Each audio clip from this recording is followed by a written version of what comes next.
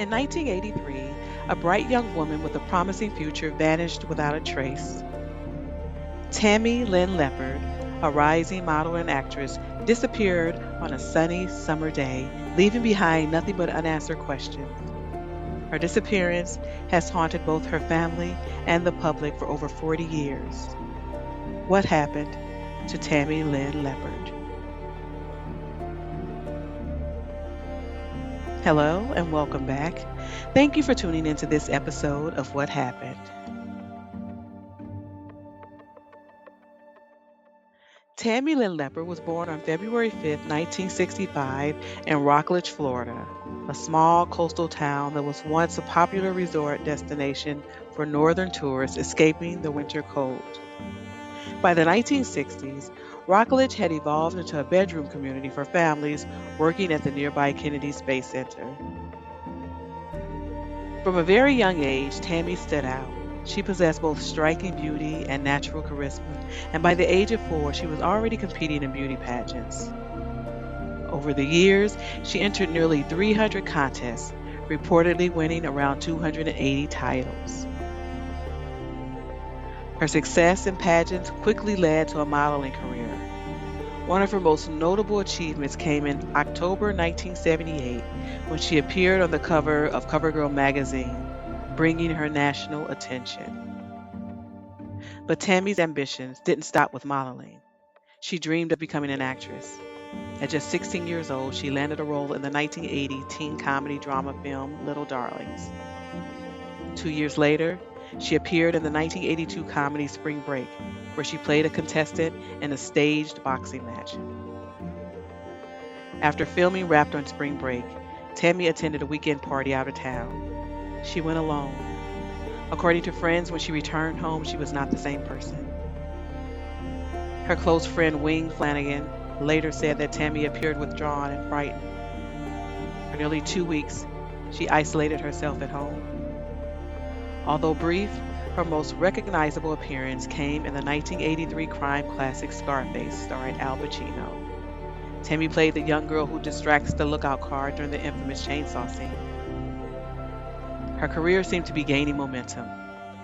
Guided by her mother, Linda Curtis, a theater actress and modeling agent, Tammy was making plans to eventually move to Hollywood. Because of the distance from her home in Rockledge, Tammy stayed with a family friend, Walter Lebowitz, so she could be closer to set.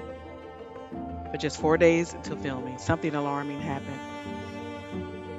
During the shooting scene involving artificial blood, Tammy suddenly became extremely distressed. Witnesses reported that she began crying hysterically and had to be escorted back to her trailer. Concerned by her behavior, the casting director contacted Walter Lebowitz. When he arrived at the trailer, Tammy appeared terrified. She reportedly told him that someone was going to harm her and asked where she could hide. Alarmed by her paranoia, Walter immediately contacted Tammy's mother and suggested they speak with police and seek medical attention to determine what was causing her sudden fear. Tammy soon quit the film and returned home to Rockledge. At her mother's urging, she spoke with the local sheriff, but according to reports, she never explained why she believed someone might be after her. Over the following months, her behavior became increasingly erratic. Then on July 1st, 1983, things escalated dramatically. Tammy suddenly began smashing the windows in her home and physically attacking her friend Wing Flanagan. Realizing that something was seriously wrong, her mother checked her into the Melbourne mental health facility for a full physical and psychiatric evaluation. Doctors kept her under observation for 72 hours. Surprisingly, tests showed no drugs or alcohol in her system. She was released soon afterward. But the very next day would mark the last confirmed sighting of Tammy Lynn Leppert. On July 6, 1983, she called a friend named Keith Roberts, who was working at a bank in Lakeland, Florida. She asked him to pick her up from her home in Rockledge. He drove to get her, and the two began heading toward Cocoa Beach. During the drive, Tammy asked Keith to lend her $300 and drive her to a friend's house in Fort Lauderdale, more than 2 hours away. When he refused, the two began arguing. Eventually, Tammy demanded that he stop the car and let her out. Keith dropped her off in a parking lot about 2 blocks south of the Glass Bank building in Cocoa Beach. Tammy stepped out of the car and walked away. It was the last confirmed time anyone saw her. Later that same day, she reportedly made 3 phone calls to a business called Balloonatics, which was owned by her aunt Ginger Kolsch. Unfortunately, her aunt was out of town at the time and did not receive the calls. When police later reviewed the messages, they said Tammy sounded frantic, as if she were afraid of someone. On the day she disappeared, Tammy was reportedly wearing a blue denim shirt decorated with flowers, a matching skirt, sandals, and carrying a gray purse. Some accounts even claim she left without shoes or money, adding yet another layer to the mystery. Although Keith Roberts was not considered a suspect, Tammy's mother later expressed concerns about her daughter's fear of him. In the days following Tammy's disappearance, Cocoa Beach detective received 2 strange phone calls from an unidentified woman. The caller claimed that Tammy was alive and said she would contact her family when the time was right. The woman also claimed Tammy was pursuing a dream of becoming a nurse. However, investigators were never able to verify these claims. Another rumor suggested Tammy may have been 3 months pregnant at the time she vanished. Over the years, several possible suspects have been considered.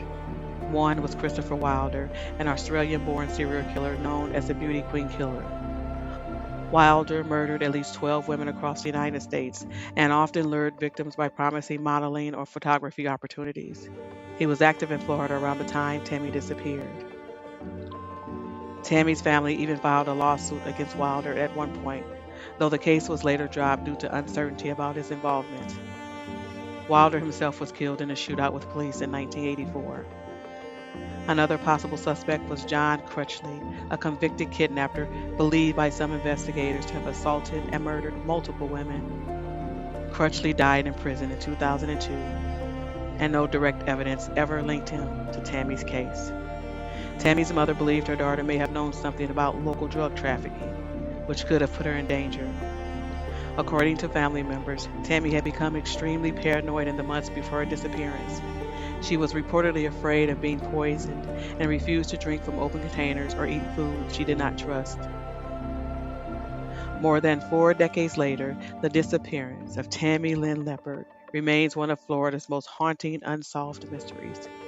With her distinctive curly blonde hair and hazel eyes, Tammy was someone people remembered, someone many believe would have been recognized if she were still alive. Yet, despite countless theories, rumors, and investigations, the truth about what happened that summer day in 1983 remains unknown. And the question still lingers: what happened to Tammy Lynn Leppert?